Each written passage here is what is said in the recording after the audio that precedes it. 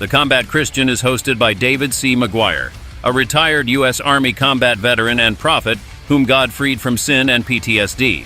The Combat Christian is here to combat the forces of darkness with the Spirit and the Word, prophecy and Scripture. Alrighty, everybody. Welcome to another episode, a very special episode of the Combat Christian. I'll tell you exactly why. So stick around. You want to watch the whole thing?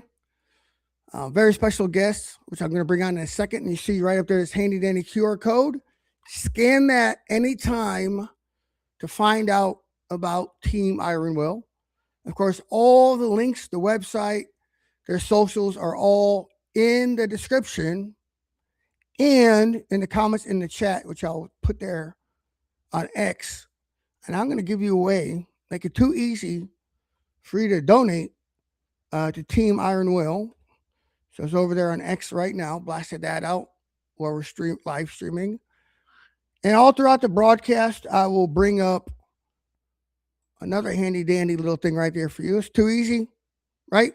I made it too easy for you not to help out this fantastic organization, right? Fantastic organization doing fantastic work, ensuring that everybody knows that all life has value, especially people like their wonderful son, Iron Will, which I'm going to bring on right now, right? So welcome to the show, Team Iron Will. Say hi. Hi. Yeah, look at that special guest appearance by the man, the myth, the legend himself. Right. Let's see how long we can retain him. Right. Hey, can you say hi to everybody, Will? Say hi, everybody. Hi, buddy. How can you not love that? How can you not, right? I can't, it's impossible. It's impossible. You're cool, aren't you? Yes. Yeah.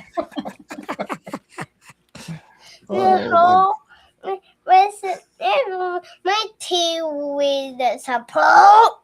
Yeah, there you go. My There you go, David. Now you know. Now I know. That's a whole what's it? Yeah. And you're wearing my favorite color, Will. My favorite color is green. Woohoo! You like that? He likes your shirt. My double shirt. It's green. Yeah. Mom is the shirt. Yeah. Oh, I have a green shirt too. Yes, That's yes. right. I love Very you. good. Fantastic. There you go. Yeah. Listen, brother, stream of consciousness. So we go with it. He educates us every night at the dinner table. That's right. Right. So observant and great conversations with him. So Yes. Right. Okay. Say bye. Say bye, Are everyone. you going away? Bye. come back when you feel You like might it. come back. Yeah. You might Drop in and say hi again. Bye. Bye. Bye. It's the I life. see. Oh, he's back already. Oh, he's back already? Okay. Okay. It's the life of a legend, brother. Right. Can you say Yeah, that's right, goodbye, brother. Mr. David? But just a family. And say goodbye, friends. But first. All right. Bye. See you, dude. But see you. Come on, No. Sure, you can. Yes. Go ahead. Oh, man. All right. Well, guys, I mean, I already had you on the show once, and Andrew. Now I get the dynamic duo on, and That's man, right. Exactly. what a fantastic opportunity here. What a fantastic opportunity. And you guys now you guys are out there in the big time. You got a whole website up and running, Yes, sir. and all that wonderful stuff. Man. So yeah, I mean, I know I heard one side, but like, I know, where do we start? Do we start with the origin story? Yes, Yes, sir. Yeah. Yes, may. You got kind of my Yep. perspective last time, and we have Right. we get Kathy's perspective. She's got such a great perspective and a great heart for this Right. advocacy, and she went through so much as we were bringing Will into the world, and so yeah, pleasure to have her on here with us. Yeah. So why don't you give us your perspective then, Kathy? Introduce yourself to everybody and tell us this origin story of Team Iron Will. Okay, so I'm Kathy, and I'm sure Andrew told you we were blessed to find out we were having Will later in life. Like I was 48 when I found out that we were going to have Will. He's number 8, and I had already had gosh, 8 miscarriages. Oh, okay. So when we found out that we were having him, Andrew likes to say that the shock wasn't that he was going to have Down syndrome or that he had Down syndrome. It was that we were having a baby at all. That was the shocking part. The Down syndrome diagnosis was, we already have a niece with Down syndrome. So we weren't really, we were taken aback a little bit, I guess, but not like in a huge way. And then throughout the pregnancy, I think I was terrified the whole time because I read that your chance of miscarriage goes up to 30% and it just stays there for the entire pregnancy. Wow. So, I was singularly focused on making sure that this little guy made it here. And then when I was about 6 months pregnant, I had to have an emergency abdominal surgery. And we had a great OB and he stayed with us in the operating room. And he said he was our insurance policy for myself and for Will. He was going to get us through, and he did. And then fast forward just a few months later, I went into little bit early labor, and I was hemorrhaging. And Will had the cord wrapped around his neck several times. They almost had to do an emergency C-section. So when he just made it into the world, it was like just this incredible moment, and it was, we just recognized right away what a fighter he is. Andrew nicknamed him Iron Will right in the delivery room because we just knew this little guy fought so hard just to get here. And then Team Iron Will wasn't necessarily born right then, but our advocacy began because it's like, we knew the statistics about abortion and Down syndrome, but when you're holding this little baby, it becomes personal. We knew like we have this rare little guy that the world is not going to accept, that doctors, might mistreat. And so I remember leaning down to him and just whispering, I promise you, I will advocate for you for the rest of my life. And then shortly after that, we did put him on social media, and that was huge for us because we've never had social media. Oh, okay. Wow. We kept kids off of social media. We just never kind of jumped into that world, but OPSEC, brother. Yeah, right.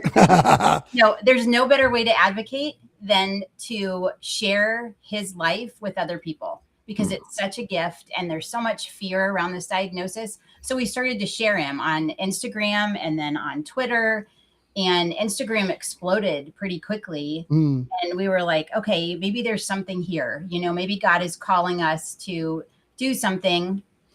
And in the meantime, we learned from our therapists that a lot of families don't have access to things that they need when they're raising a child with Down syndrome. Because, you're overwhelmed with medical bills, which we were too, but we had primarily family and some friends that stepped in and kind of gifted us everything we needed right. to make it easy. And we decided, well, let's pay that forward. And it started small with our therapists. They knew some families in the Down syndrome community that needed some therapy toys and equipment. And so we just did a quick shout out on social media. Could we raise money to help these families? And it went over pretty well. And so we donated all this stuff to them. And then that's kind of where Team Iron Will was born. We were like, maybe there are other people in the country that can't gain access to the things that they need. And so we started there in the United States. And then quickly we realized there were people from around the globe asking for our help, whether it be education or access to online therapies and different things. And so, at this point, we're just kind of God's in charge and he's driving this ship, and we will stay on it as long as he wants us to. And the goal is to help as many people as we can in the Down syndrome community, but then also to continue to share the joy of Will and the joy of other children that have Down syndrome so that this narrative in the world shifts and people realize what a gift this is. And we can reduce the number, to zero, the number of abortions because of a Down syndrome diagnosis. And so, that's my story in a nutshell. Right. And I thought, it's my honor and privilege to be part of this in whatever small capacity I can be, helping getting your message out there in whatever way I can. It's my honor. You know, I'm a Christian. You know, I share that. You know, all life has equal value, right? Yes. Sure. And I wonder then, since a reaction of far too many so-called doctors is like, okay, let's test your baby out to see if he's worth to be killed or not. That's basically what it comes down to, right? You know, we've got children as well. We have a special needs children, our oldest. So I get it, and I remember because me and my wife Mary shared had kids, right? So it's the family, right? Pretty cool. Yeah. But I remember going to the doctor because I never and they're like, okay, you don't want to do that, the test that they do when you're pregnant, and then because well, if they have this problem, well, you can get. I'm like, what? I don't want to get rid of a baby. Why would I do that? So I'm wondering for you guys, and I know Andrew told me you have wonderful doctors in this case, but I imagine that other parents, well, first the shock that maybe their child is going to be Down syndrome, right? They don't know anything about this. Right. They don't know what it involves. And they got a lot of people probably speaking into their life saying, kill it, right? I'm sure how much of that motivates you guys? How about that? It's a huge motivator. And we recently did a poll on social media to find out, because we're coming out with a project in October that's going to tackle this exact thing. And the number of moms that reached out to me and said they were encouraged to abort. One of them said all the way up to the moment she went into labor, they were encouraged to abort. Some of them were never offered anything but abortion. It was a phone call or a visit that said, your child is going to have Down syndrome. When do you want to make the appointment to terminate? You should try again. I mean, the stories are terrible and just horrifying. And I remember even when I went in for my surgery, I remember our OB saying, whatever you do not tell them that your baby has Down syndrome, because they'll treat you different. And when, if you have to have surgery while you're pregnant. And that, unfortunately, I did tell them because I was in pain and I was scared. And they're like, is there anything we need to know? And I said that he has Down syndrome, thinking they'll protect him even more. But, so we were so thankful that ROB, who didn't even have rights in this hospital, stayed with us, even in the operating room. He said, I am not leaving your side. I am your insurance policy, because it's not just being mistreated at the beginning of life. We were able, we tried to help a young family in Canada, actually, whose baby was in the hospital, and they were trying to euthanize her because they didn't, respect her quality of life. And we had a hospital here in the United States set up to take them. But unfortunately, she never got strong enough to make the trip, and she did end up passing away. So it's like little baby with Down syndrome. Little baby with Down syndrome. Yeah. Okay. It's before they're born. It's if they're medically fragile, and even at regular doctor's visits. I mean, I can't tell you the number of times a doctor has said to us about something that's going on with Will, oh, it's just because he has Down syndrome. He doesn't need to see Will. Really, his leg is broken because he has Down syndrome. That's right. It's this the discrimination is real, and it lasts a lifetime.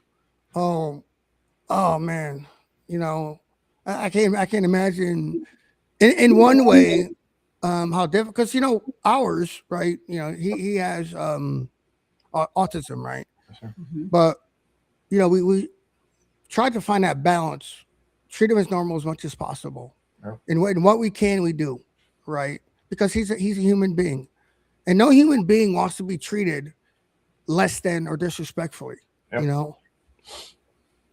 So exactly.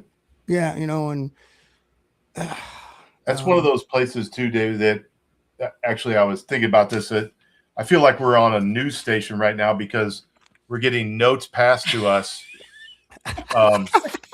with urgent questions. I'll let Kathy handle that one.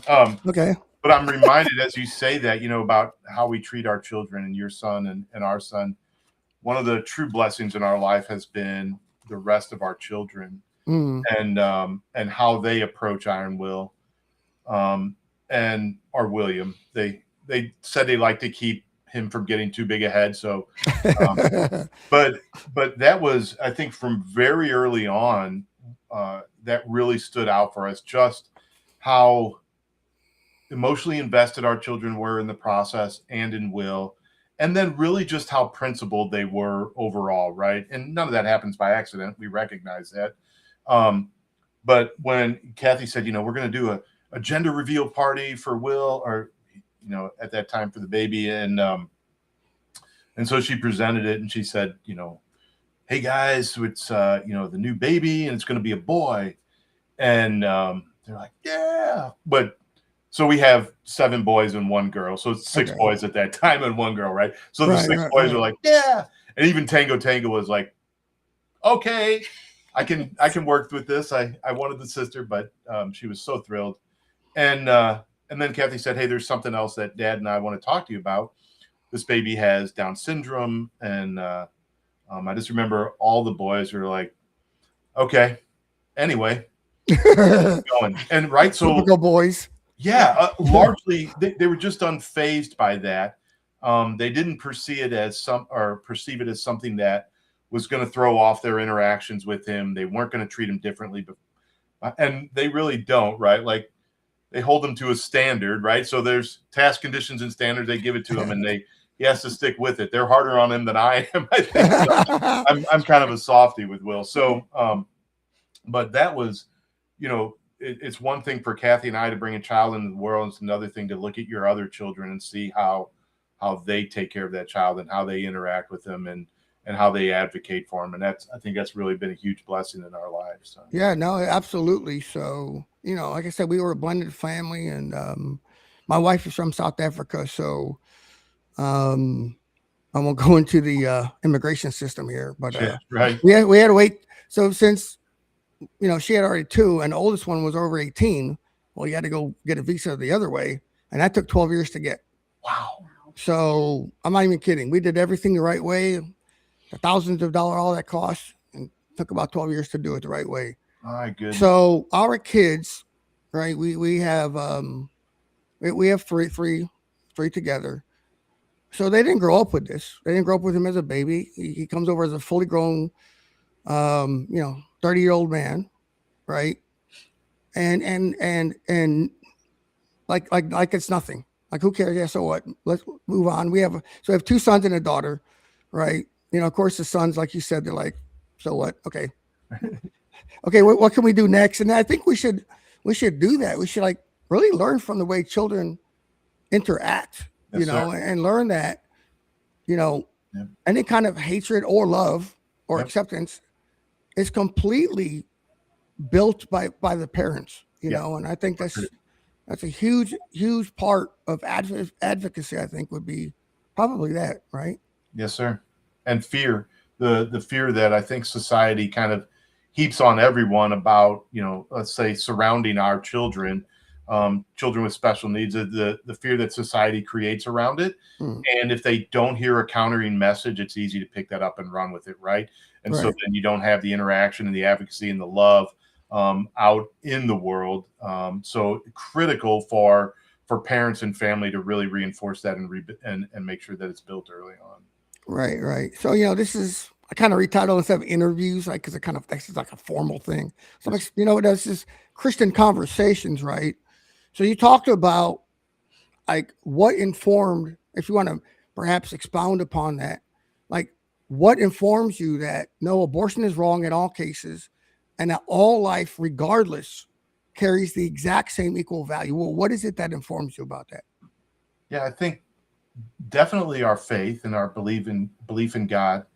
And I think a lot of times, as you well know, people are quick to dismiss that, right? They say, oh, okay, you don't believe in abortion because you believe in God. But we also believe in the natural law and an intrinsic innate understanding that all human life is sacred. And if you follow a logical progression, you don't jump from, hey, this is a person at the moment they're born, but they weren't a person before that, or they weren't fully human. And I think that informs all of it. And I don't, it's never really, I think if you start delving into that, if you're like, hey, I'm going to put intellectual rigor against this problem set and I'm going to really decipher whether or not this is a human being after they're born. I Right. think that opens you up really to confusion.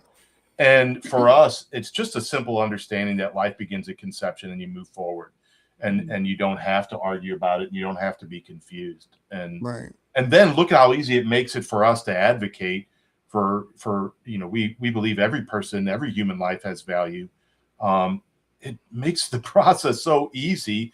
We defend people with Down syndrome from the moment that they're conceived all the way through natural death. So we don't wait until they're born to start our advocacy or recognizing their personhood or helping them out. We want to defend them from the moment God's spark creates them. So, I think that's. Yeah, I'll let Kathy, she's no, it's better true. at realizing it, but No, not at all. Our faith definitely drives it, because God, every human being is made in the image and likeness of God. And I believe that extra chromosome is intentional. I believe it's a gift. I believe that God intentionally gave Will an extra chromosome because the world needs him. Just like every other child, Right, yeah. regardless of what challenges they might have. Because people ask us all the time, is it hard? And sure, there are challenges, there are extra medical appointments. He's been hospitalized several times, but the joy and the gift that he is far outweighs anything, any kind of hardship. And both things can be true at the same time. Everybody has suffering. Somebody commented recently, or actually a lot of people did, on a post that I did, and said, I would never bring a baby into the world knowing they were going to suffer. And I said, well, that's curious to me, because if you are, and every human being in the entire world suffers. Right. Like Will's been in the hospital numerous times, and usually he's the only one in that hospital with Down syndrome. A children's hospital full of suffering children, and he's the only one with Down syndrome. So you cannot tell me that just because he has Down syndrome, he's going to suffer. The truth is, we're all going to suffer, but that does not mean that our lives are not valuable. In fact, even through that suffering, God brings so many gifts and so many blessings, and it's just a gift. I can't describe it any other way. Yeah, absolutely. I mean, you're absolutely right. I mean, like, I'm a huge Bible geek. I just love the God's word. I devour it. Right. And I just look at it, it's suffering, says that all who desire to lead righteous lives will be persecuted. Right. Right. And it talks about this progression, suffering brings this, which brings that, bring basically character molding to a person. And I noticed for me, right, that special needs has developed me into a much better person than I was beforehand, and, I'm not going to lie. Was it easy? No. Did I have my preconceived notions that I was like, Sergeant First Class McGuire was going to lay down the law, and, I knew how things were going to go from here. Right. But of course that all went out the window, and I realized just how stupid I was thinking that way, but it did. And I can't tell you, how much, maybe it's the same, these special needs people, they bring a certain, if I could call it an atmosphere whatever room they enter in. It's joyful. A lot of it, I know they're a lot of times they can be very boisterous at times, but it's calm. They have a calming effect. And you're right. So I would say that for multifaceted reasons that God did give us as gifts to us. Yes, sir. Yeah. I remember one time we were walking out of the hospital from an appointment, and there was a woman sitting on the bench outside, and she had her hands in her, she had her head in her hands like this. She was clearly kind of distraught, and I had Will with me, and we're walking by her, and he kind of wrestled away from me, and he walked over to her, and I was like, oh no. And he got down like this, looked up at her, right into her eyes, and he just said, hi. And she looked up at me and said, you have no idea how much I needed that. Thank you. And that was it. That was the end of our interaction. But I very much believe that these children are a gift, and that God uses them to go into hard places too, because, I would never do that. I would never walk up to a complete stranger and say, are you okay? How are you doing? I mean, I'd like to think I would, But I'm sure I've walked by people all the time. Will has this authenticity about him that doesn't allow that. He will say hi to anybody. He does not accept rejection. Even when people don't say hi back, he will get louder and wave and be like, hey, I said hi. Like, and I think, I mean, I've learned so much just from that. I tell people all the time, you know, it's like Will was born and I got a new pair of glasses put on. You just immediately see the world through a completely different lens, and you notice things you've never noticed before. You stop and smell the roses more often because Will has taught us to slow down too. You know, he does stop and smell all the roses and chase all the bugs on the ground. And so we have to do that with him. And it's a gift because it forces you to slow down and recognize God in places that maybe you never saw him before.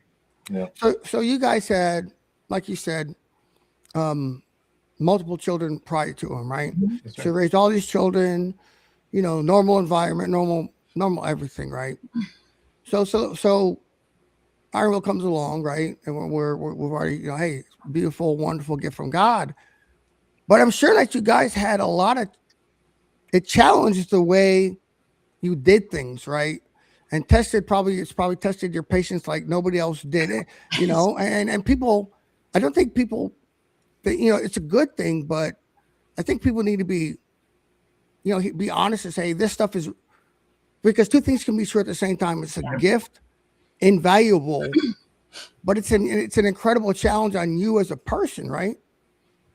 It is, and it changes the way that you look at things. So when Will was 8 months, he was diagnosed with infantile spasms, and we were still in the middle of the pandemic. Andrew wasn't even allowed to be there with me when during the diagnosis, which was an awful diagnosis to hear because there are these little mini seizures that can be doing brain damage each time. And the doctor was like, you need to go home. You need to start this treatment on your way home. Pick it up at the pharmacy and give him his first dose in the car. That's how important this is. So that was overwhelming. But then he reacted very badly to the treatment. It was a high dose steroids. And we ended up in the hospital for a week. And Andrew couldn't be there with me because they would only allow one of us in. And I remember it was like day, 2, maybe day 3 of him screaming nonstop because this medicine was just destroying his esophagus and his stomach, and he was vomiting every 5 seconds. And so I was alone with him, and I'm literally not sleeping. I'm bouncing him. I'm trying to get him to calm down. That was a very, very hard moment. But then in the midst of it, I had this overwhelming realization that you have a decision to make. You can crumble under this pressure right now, or you can find something to be grateful for. And so I started looking for anything I could be grateful for. He calms down for 5 minutes. A nurse comes in and offers to hold him for a second. We figure out what's wrong with him. He ended up being tube fed just for the week that we were there to kind of calm his esophagus down. But you're right. 2 things can be true at once. You can be in the midst of what is an incredibly difficult moment, but you can still see God if you look for him. And, no one's taught me that better than Will.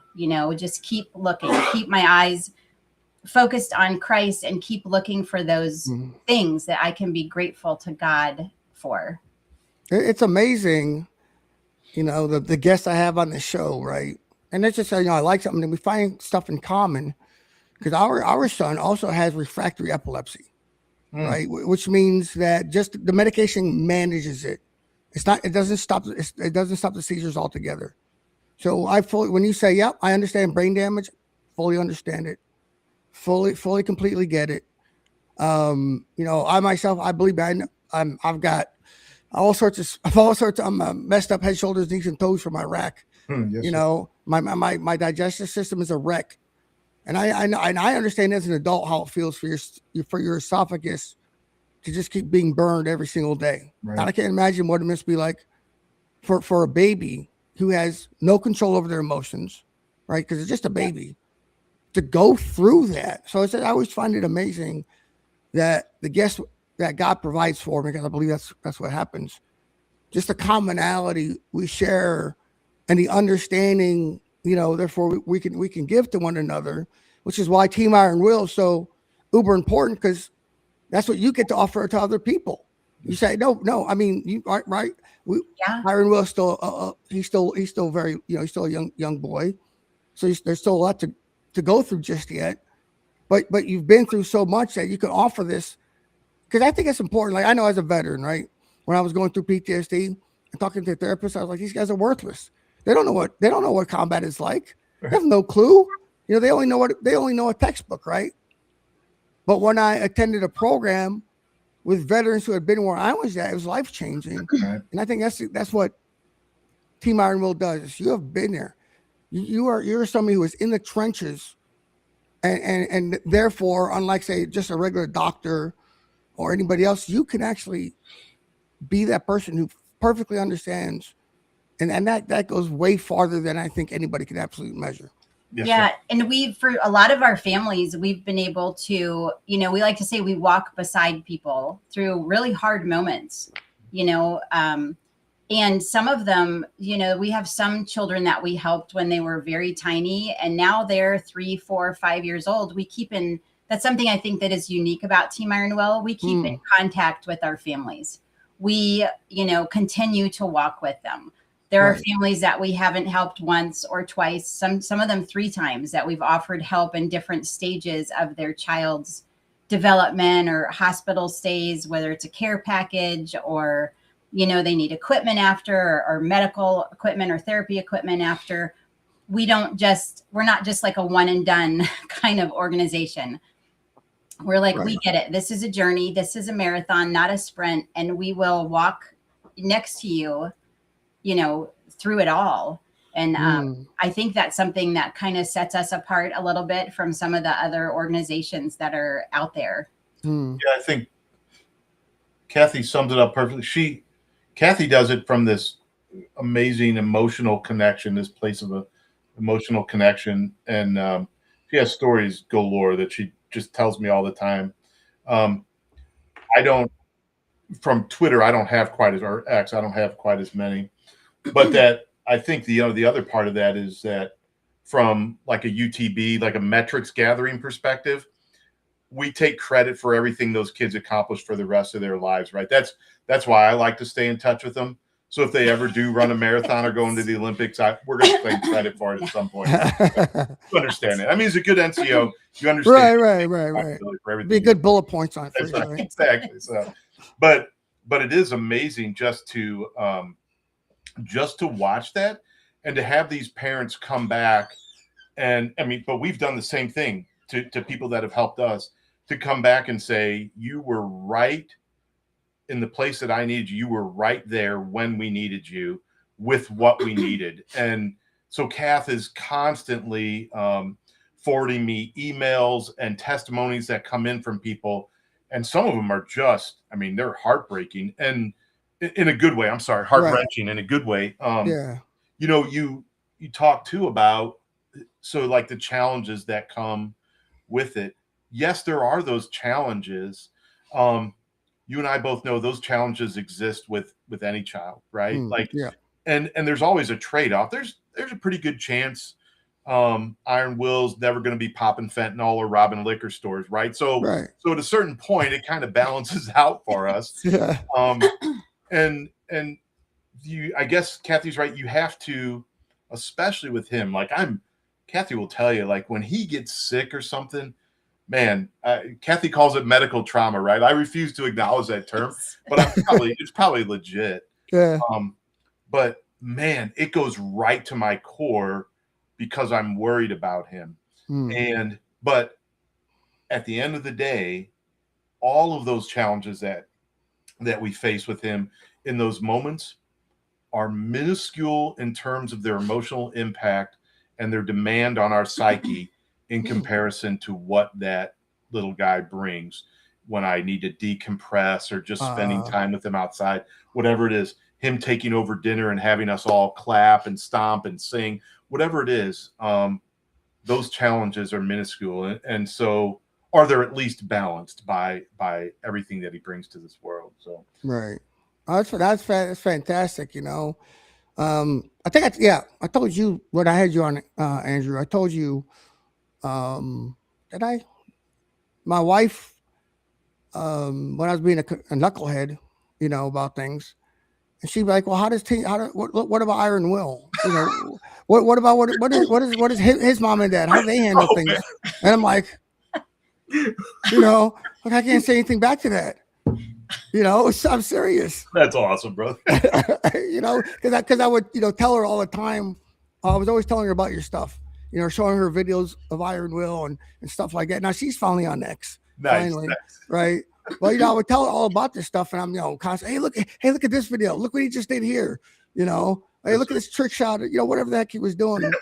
And so she'd be like, because like my son has a major full on seizure. It affects me Yes, deeply. Sir. And I want to go into NCO mode. It's like, okay, what's wrong here? What can I control? Yes. Right? What risk? Okay, let's do risk management. Right? See, wow. Let's do. Hey, fist bump right through the screen, brother. Bam. Yeah, there we go. Thank you for reminding Kathy of that. This is the way guys process things, right? Okay. Yeah. So what causes? What am I going to do to make sure that this doesn't happen again? That's right. Which is ridiculous. In one way, I mean, it's a good just to find out. Okay, did something cause this? Right. But like I told you guys, the medicate, it's going to happen. Yes, sometimes it's no matter what. Yes, we can't. And here I am trying to micromanage everything to death and stifle him, which is the incorrect way of going about it. Of course, like I said, so my wife's like, okay, Team Iron, how about Iron Will's dad? How does he handle it? And so, man, too, brother, as I'm sure you've discovered, and I wish I had figured it out earlier with all the rest of our children or been better at it, is that when we're most effective at leading, it's because we're simultaneously inspirational servant leaders, right? So, but how we react to every situation defines whether it's all the guys in the stack behind us, whether it doesn't matter. They're looking at us and our reaction and our action. And so I always wish I had done better. There were times I did well and there were times I did terribly with our other children, right? Like, right. And I'm sure they have plenty of stories, where I'm putting 50-gallon trash bags on them and we have a sickness going through the house. And I'm like, listen, we're knocking this out. And they're like, oh my goodness. But with Will, it became critical that my reaction to any situation not overwhelm him, right? So you have to become so sensitive, and it's a great reinforcement.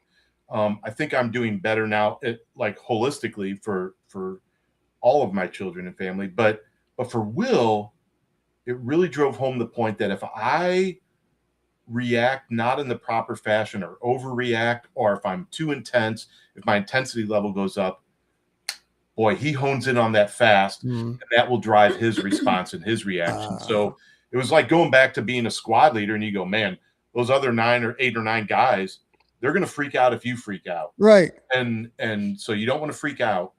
And boy, there's a lot of nights where, with Will, where, as I know you've experienced, I can get terrified because the breathing becomes impacted or restricted. And I'm in the shower holding him and trying to get hot water. So before we rush into the hospital, whatever, in my heart, I'm screaming, right? Like inside of me, I'm like, oh my gosh, I'm freaking out. But on the outside, I have to find some level of calm demeanor to protect him and to keep him calm as well. Right. It's like when you first get those stripes, right? You go from specialist to sergeant, and you think all of a sudden you think you have all the answers, right? And you can just order every Tom, Dick, and Harry around that doesn't outrank you, right? And he makes so many blunders, right? I mean, I remember, I did that, and right off I remember my first sergeant brought me in and tore me a new one, because it was like I was just, unfortunately, well, my kids got to experience that because I was a sergeant first class when 2 of them were born. Right? I was still in the Army. And our third one is like you. Well, I was already retired, when we had him, but all that stuff was still in me, right? 20 years in the Army doesn't get out of you, No. right? And you view kids like privates, like, well, because privates do act like kids, but you know what I mean. And then, but you're right, because I had to learn that, right? Because I don't know exactly how brains work, right?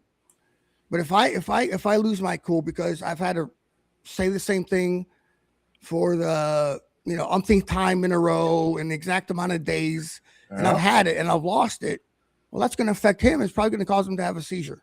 Yes, See what I'm saying? So I've had to learn that as well. I've learned. Okay, no, look, I'm a leader, like you were saying, right? I'll reframe it. I'm not a leader because I tell people I'm a leader, right? If I have to do that, I'm not leading. Right. I'm a leader, like you said, by being a servant leader. And this is what these special needs kids teach us. What nobody, it's almost like what nobody else can get through to our heads, right? Our wives can hammer in and we're like, what? Yeah, I know what I'm talking about. Right. I mean, I know you never did that, but I know what I did. Never.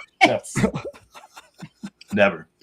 One of the lessons, and Kathy does a better job telling it, but when you talk about that, lessons that are imparted is kind of, relentless forward progress are, the tagline that we use, the motto that we use. Right. Well, I'll let Kathy tell you, like how that kind of came to be in terms of Will. I really learned that from Will. Yeah. I mean, I think all of our, probably all kids with special needs teach us that, because they don't stop. Like, we noticed that with Will. Like, Will maintains a positive attitude through, he can be at the doctor and he could have to have a blood draw, and he's, crying when the needle goes in, and then 2 seconds later he's thanking the doctor. He's like, thank you. Like, he's hugging people, he's thanking people. He keeps this like positive attitude, and he never stops. I mean, we like to tell this story of how and he still does it today. Like, he'll be running down a field or something, and all of a sudden he stops and he sits down and he'll take a pause, and then he gets back up and he's running again. And one of the physical therapists explained to us, it's because of the low tone. He doesn't complain, but he fatigues very quickly. Right. So he might be running as fast as he can. He sits down, takes a breather, lets those muscles rest for a second, and then he pops back up and he keeps going. And that's like the epitome of relentless forward progress. Like, and we learn from that, right? Because if I get tired, I just want to lay on the ground and not get back up ever. I'm like, 100%. I'm done. Right. I'm done. But he doesn't do that. He doesn't stop. And if he's trying something, like trick shots are a great example. Yeah. He I love those. was out in our outdoor garage the other day with throwing the axe behind him. He probably did it 300 times. Wait, no, seven times, David. So, yeah. 7. That's what it says on the video. But he wouldn't stop. He wouldn't stop. He wanted to make it. He was like hyping himself up. He was high-fiving us. He's like, again.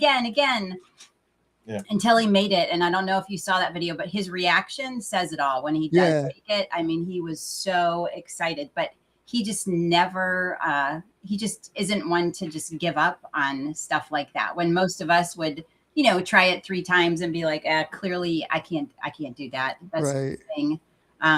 That's not Will. He's not like that. That's amazing. So great to watch our children too, because they're in the moment with him, man. They're living with him. And the older boys, whether they're playing wiffle ball with him or wrestling or doing trick shots with him, man, they're just as motivated and excited when he scores one. And we're all like, oh my God. And they're yelling and screaming and jumping up and down, which then motivates him even more. So, it could be the middle of the night and he's yelling, hey, I want to do trick shots. But it's amazing just to watch that little spirit influence everyone around him. Like, what a gift for us. So. It is. I mean, it's a gift for me. I mean, you talk about, did you see the video? Of course I saw the video. You shouldn't even have to ask that. Sorry. I never know what gets posted to Twitter and, Instagram. I'm like, I figured he posted. I'm not as good on Twitter as Kathy's on Instagram. So. Yeah. That's probably why David follows you on Instagram now, because he wants to get more videos on Instagram usually. Right. No, it's one. I mean, it is. It's just, it's a whole different level of joy when I watch those videos. I think I probably, watch them more than perhaps my favorite television show or movie that I bought that I consume a million. I'm like, oh, look at the Iron Will video. Nice. Love to hear it, brother.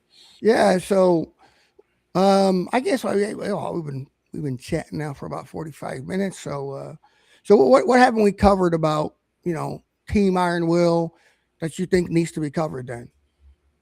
I think just making sure people know if they do need help, we're here. Like if we offer, like I said, medical equipment, therapy toys. We offer we host a lot of webinars that help keep parents educated on, we try to stay up to date on kind of the latest therapies and the latest things that are going on, and then share those with parents.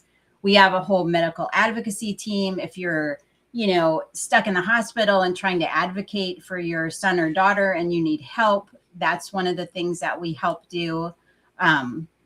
So we just want people to know that we are here and we're available, because we know what it's like to be drowning in medical bills. And then some of these, sometimes you try to get help and it's like the red tape that you have to go through, it is not even worth it. Or we had one family recently that needed a walker, and she said, she's like, I probably could get one through insurance, but they said it might take up to 8 months. Well, her son's trying to walk now. He shouldn't have to wait 8 months Right. for them to make a decision on. So nothing warms my heart more than stepping into those moments and helping parents get the equipment or the therapy that they need when they need it. And it's funny because when we hear back and they're like, oh, now he's walking or whatever, I feel like I won the lottery every time, because that ability to be able to help other people, like you can't put a price on that at all, whether it's something small or something huge. We also recently had to raise some extra money to help a little guy with speech, an intensive that was, almost $3,000, and we just didn't have it in the budget. But I really wanted to help him.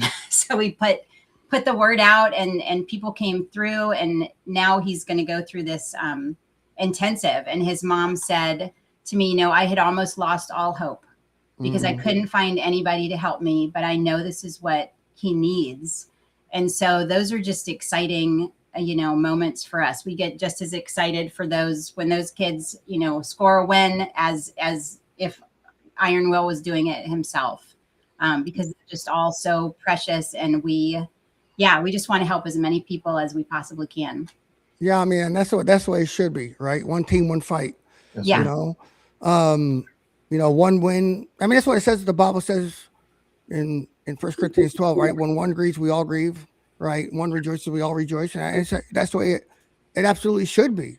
Yes, sir. And that's my motivation for, every podcast, every social media post I do is, who can I help?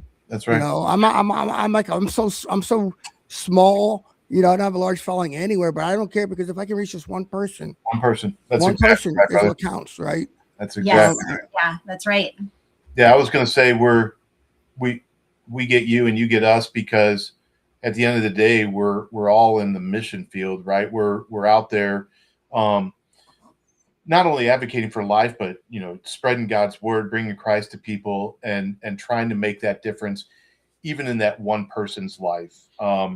Just as Christ went after the sheep that ran away, the one lamb.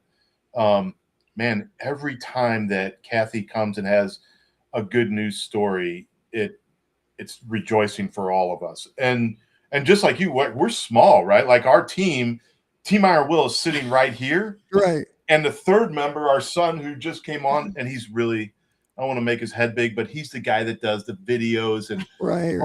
So he's really good. But he just came on after graduating college. So it's us three, right? On a very shoestring budget. But man, every time, and then we go back and look at it. Like you can go back and go, I did this number of podcasts, reached this number of people, all that. When you look at those metrics and you see how many people you've reached and the families that we've helped, I mean, that's satisfaction in itself right there, brother. Right. Neither you nor I are ever going to be millionaires, but it doesn't matter. That's not why we're here. So Exactly. So I think I shouldn't say that. Wait, I shouldn't bring bad luck on you by saying maybe you are, right? Like I want to sell you short. oh no, but yeah, I mean, I think this has been an awesome conversation. So I know I got all the links in the description Yes, where they can get a hold of you guys at and all that. But why don't you tell the audience where can they reach Team Iron? Where are you guys at? Yes, sir. So teamironwill.org on the internet and info@teamironwill.org if they want to email us. And then Instagram? on Instagram, it's Will's Journey 21 and Team Iron Will 21. We have two pages. Right. And then at the Resolute Life and now Team Iron Will HQ on Twitter. So And LinkedIn. I think we're on LinkedIn and we're on YouTube as well. Yeah. Team Iron Oh, Will. yes, you did have a, that's right. I forgot you had a YouTube. Yeah. I don't think you can walk left or right without bumping into us somewhere out there. And the newest one is Team Iron Will Outdoors on YouTube. Right. We are highlighting not just Will, but we've got other families sending us videos now of just their kids doing things, whether it's fishing or, I don't know, hiking, farming, whatever. Swimming. Hiking. We're trying to just show the world like, hey, our kids can do anything. Right. Sure, they need some modifications sometimes, but like with Will, we've never ever say, well, I guess unless it was something dangerous, but we don't typically say he can't do that. We look at it, the situation, and go, how can we modify this so he can succeed? Like my favorite example is Tango got for Christmas one year this little battery operated Jeep, and she just going super fast. She wanted Will to ride with her, and we're like, that's not a good idea, but he wanted to be in there. So Andrew took a life jacket and somehow affixed it to the back of the passenger seat. And we would put him in there, zip him up in his little life jacket, with a little strap underneath him. So he couldn't go anywhere, but he could enjoy the freedom of being in this little Jeep with her.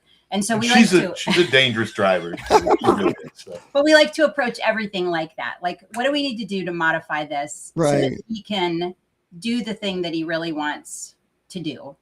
Because we want him, because it's not even just about showing the world what he can do, but it builds confidence in him too. When he, sure, you got to move the basket a little closer. You got to, have him hit off the tee first or whatever it is. But all of those things, all of those little wins for him just make his confidence soar, and he feels unstoppable too, which is what we want. We want him to know he's valuable. He can do whatever he wants to do, and that he's got a whole team behind him that's going to make sure that he can succeed at whatever he wants to. Right. All right. I couldn't put it better myself. That's right. So I knew there was a reason I should have had the other injury. Hey. All right. Well, thanks for coming on, and everybody out there, you make sure head on over to their socials, follow them, interact with their content, because you know how social media is. If you don't, it goes away. So interact, share, subscribe, tell your friends, tell your family, word of mouth. It's all free for you to do. So don't forget to do that. So thanks for watching. This has been the Combat Christian saying, stay alert, stay alive, stay in the word, my friend.